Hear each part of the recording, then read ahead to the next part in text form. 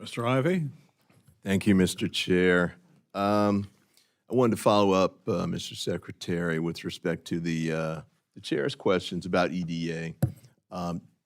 You mentioned 80 programs with respect to, which sounded like maybe the same 80 programs you were talking about for MBDA. Yeah, from the GAO, and I'll send you that report. You've asked for it, I will find it, and I will send it to you. Okay, I appreciate that.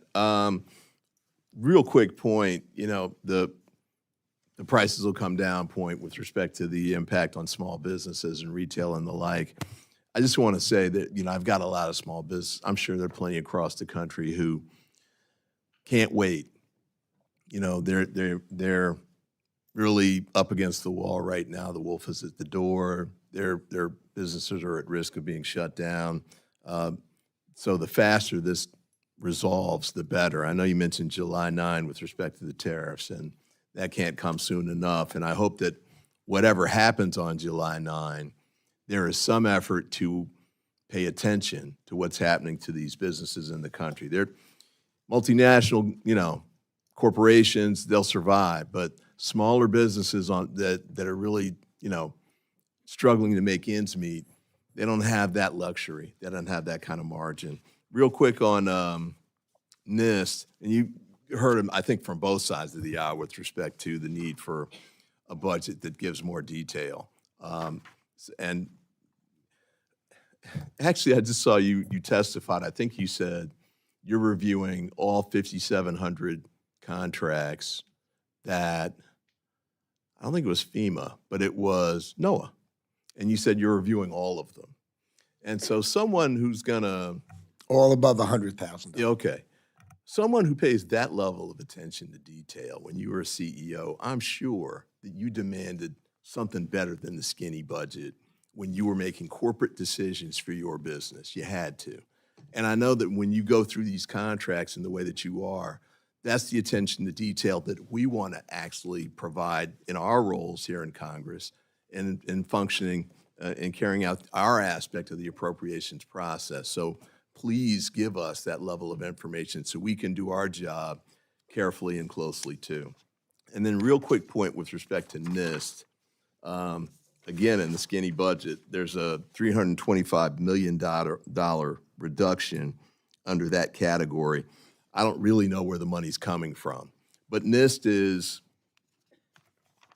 a critical agency, as you know, with respect to cyber and quantum and the like. You got a letter from, I guess, in concern about this, Software and Information Industry Association, CCIA, ITIF, Center for Data Innovation, a bunch of private industry leaders, TechNet, raising questions about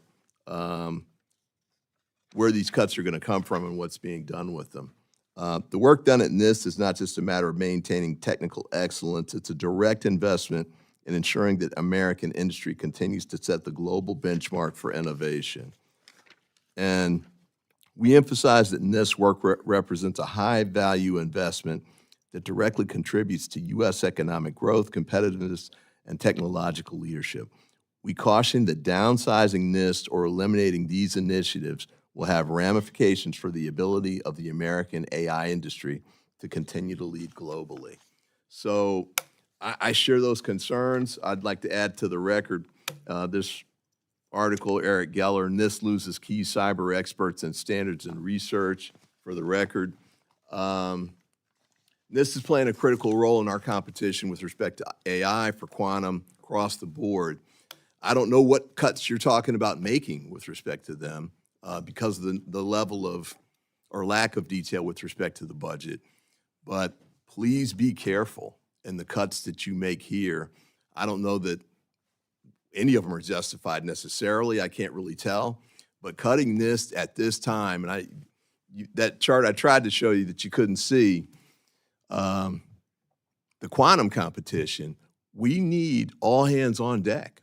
This is a critical time for the United States right now. Making cuts to those industries or to those aspects of the government, they're such key players with respect to the industries. This couldn't be a worse time to do it. So I appreciate your leadership on this and hope that you will continue to make sure that the United States can take a leadership role in these industries.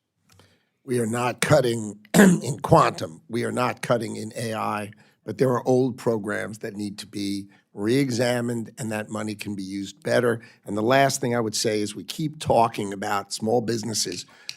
90% of our businesses are American businesses, and we keep talking about 10% that import. If you build in America, you're being protected by the tariffs. It's good for small business in America that build in America. 90% of them build in America. Not all businesses build in America, as you just heard from 90%. Time of the gentleman has expired.